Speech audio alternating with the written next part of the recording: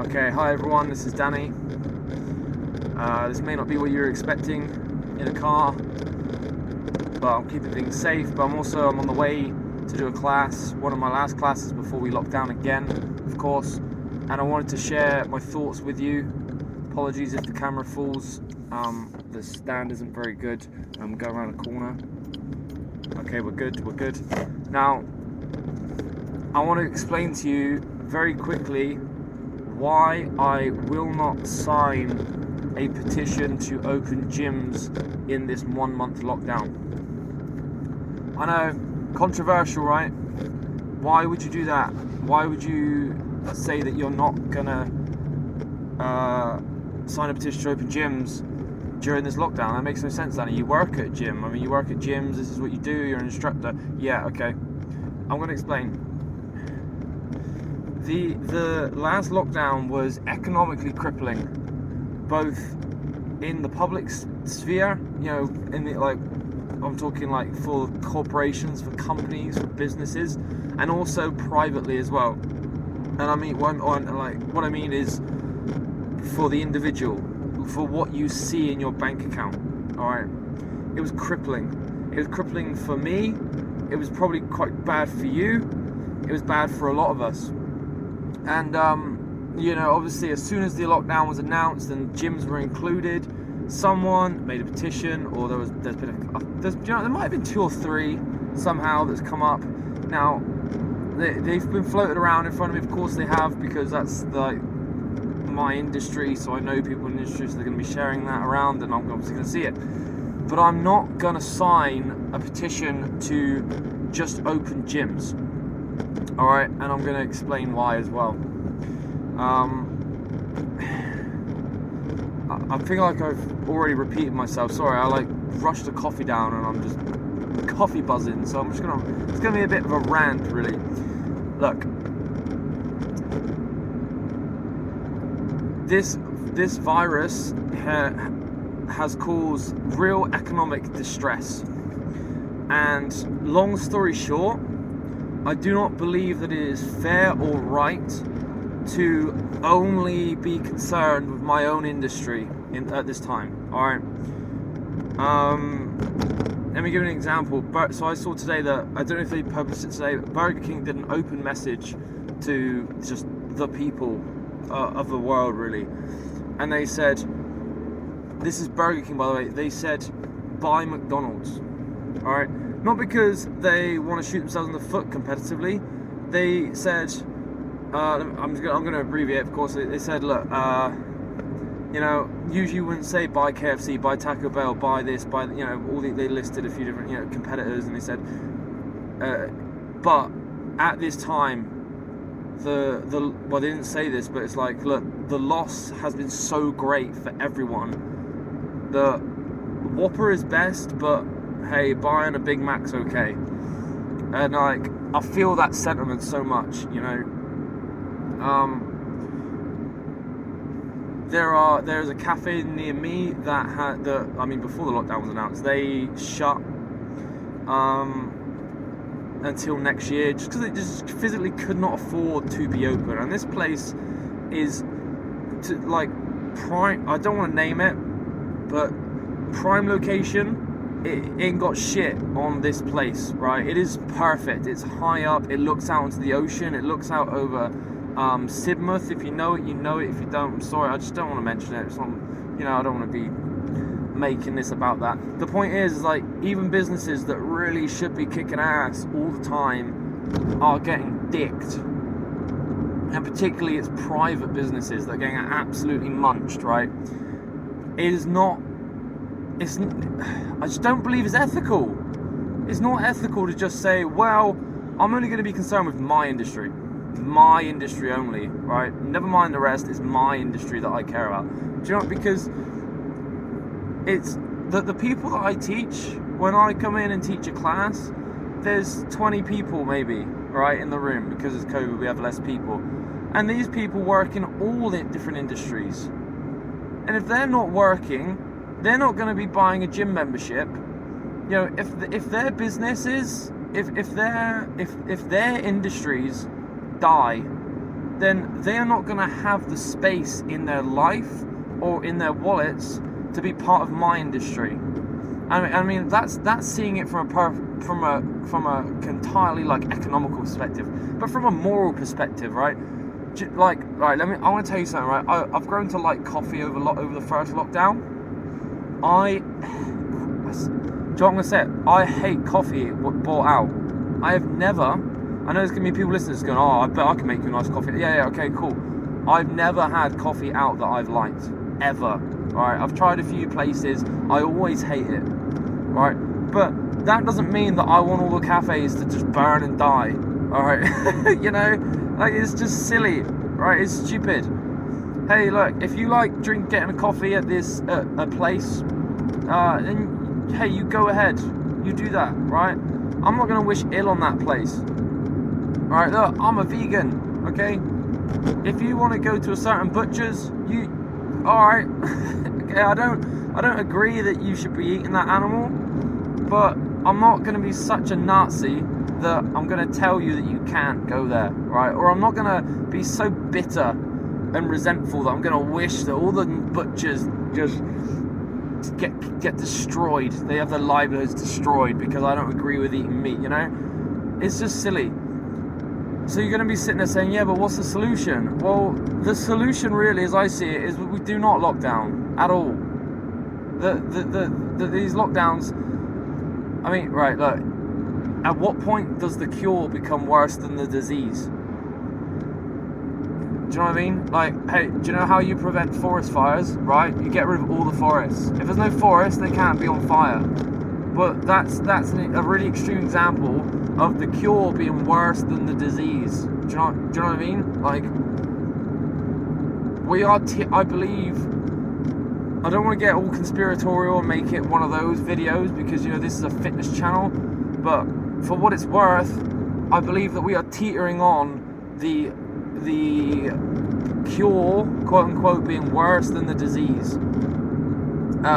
And the economic impact, which, do you know what, I'm not even really an economist. I'm not that business savvy. I have very, very basic understanding of very basic business practices and how to run a business, okay? I don't understand 99% of it, okay? I'm not trained in any way, but even I can see that just industries are being flattened, and if there's nothing to come back to, then what's the point? What's the point in saving however many lives we save from a lockdown, if we save any, which is always being disputed? Even the WHO disputes that lockdowns are going to be that good, you know? Even if we do save these lives or protect the NHS or whatever your opinion is, right? What's the point if everyone's going to be unemployed and starving and have nothing anyway? Like, what's the point? It doesn't make any sense. So, sorry, this is a real tangent. I did say I had a big hit of coffee before I left, and when I get to a certain point with my coffee, like, I just start to get into full rant mode. But, look, right, I just feel like, this is something I was going to say, actually. I did think long and hard about making this video before I made it. People have said, quite rightly, that there is evidence that gyms are not high-risk areas. But the schools and the universities, particularly the universities, are. But they're staying open. Yeah, it makes no sense, right? But also, I don't believe that barbers or the hairdressers or the local bakery or some guy who's got a local toy shop, I don't believe they're super spreaders either. Where's the evidence to say that? So why would I just sign a petition to suit myself? What about everyone else? You know, like, what about everyone else? Hey, look, this is the thing, yeah? If you are a group fitness instructor, you are self-employed, and you're about to see a long, cold November of nothing, because you can't be furloughed because you're self-employed and you don't know if you're going to get a self-employed stimulus check. It doesn't look like you will, and even if you did, it'd be too bloody late anyway. You're already out of pocket, and by the time you get it, you're already late in your rent, etc. Right? If you're at that point and position, I feel you. I really do. All right? I feel you. If you are a PT at a gym and you have contracted hours and then you make some up on your PT as well, and you're going to go on furlough and you're going to lose a load of that, you've got a month of clients you're going to miss out on, I feel you, man. If you are a receptionist, if you are a cleaner and you're about to go on 80%, honestly, I feel you, alright? But also, if you are a hairdresser and you're about to shut your salon for a month, I feel you. If you are, what was another example? If you own this like a toy shop and you can't do your thing so close to Christmas, which is a busy period, and you know that you're not going to be able to deal with that many customers coming into December leading up to Christmas, even if you're allowed to be open in Christmas, we don't even know yet. I bet they'll just extend it. If you're in that position, I feel you, right? I really, really do. I'm driving now to one of my last classes for a month, and it's not out of choice either. I'm entirely losing my autonomy of person, just like everyone else is, and it sucks and it's disgusting. And what I really want, the point I wanted to say was that, like, look, I feel you all, but it would be rude and arrogant and ignorant to just worry about my own, in a sense of my industry, and pretend like the others don't care. And in the same vein, I'm sure there are hairdressers out there that are standing up and being like, yo, we are not the problem. And if you are, then hey, I want you to band together with the people who are at the gym who are saying they're not the problem, because none of you are the problem. None of you are really the problem, are you? Like, let's be honest. Yeah, I don't know.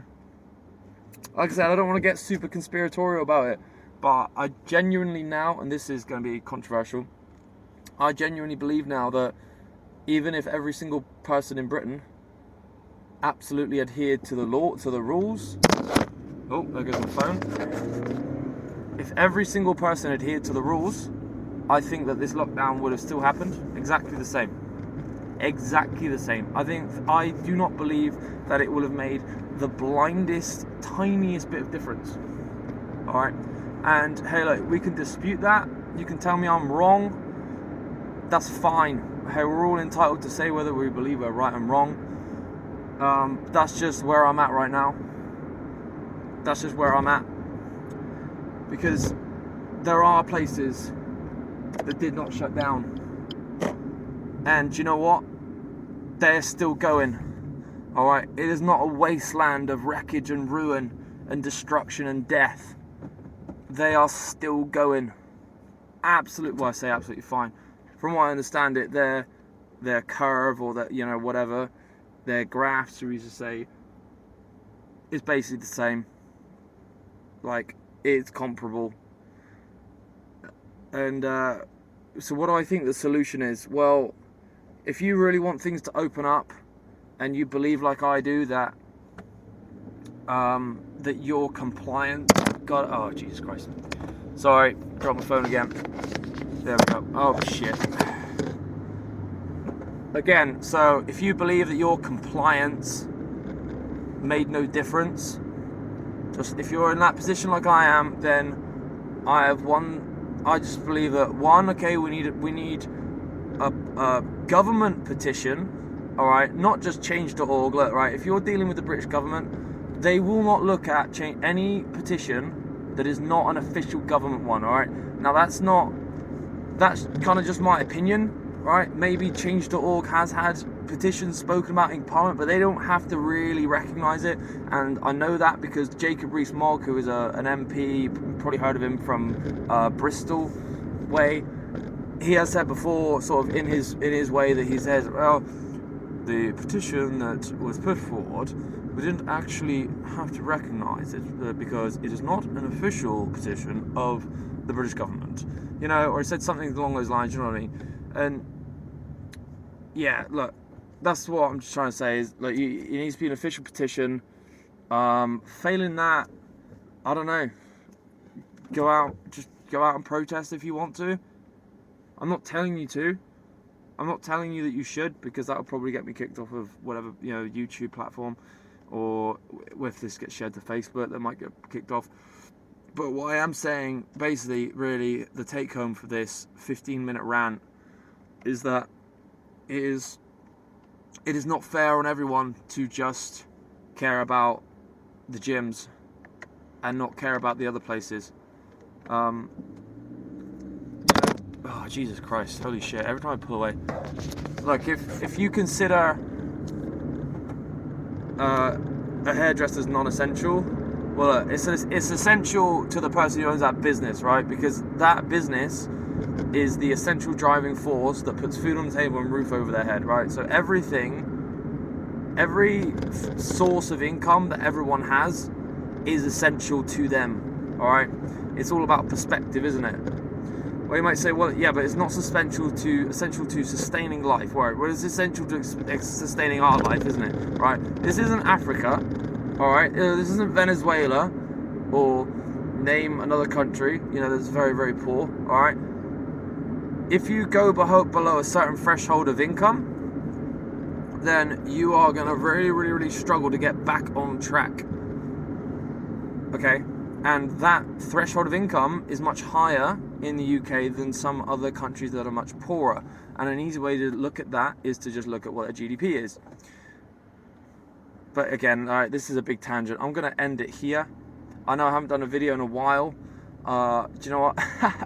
I did a video talking about the shift and lift workouts. I am finally going to actually get around to doing that, because I took it on and then I just had loads of other stuff that I had to do, and that got way in the way, and yeah, I never got around to it. But that will probably get done in the next month now. I've got time. I've got time to do it. But I'm also going to be looking to retrain as well in another industry. Just trying to diversify myself. I have already sort of punched into another industry, actually. Funnily enough, I have a book which is being published. It's a novel, a kid's novel, so that's really, really exciting, and you'll definitely hear about that more when it gets published. It's only just recently had a contract signed a couple of weeks ago, so very, very, very, very, very early days. But yeah, when it's done, you'll know about it. So that's just another industry that I've been pushing into, learning how to, selling books, or just say writing stories. And now I'm going to push into something else. I hope you're all well. I hope that you're not too upset about everything that's gone on. I hope you're able to keep your mental well-being in a positive space, and I will speak to you all again soon. Thank you for listening.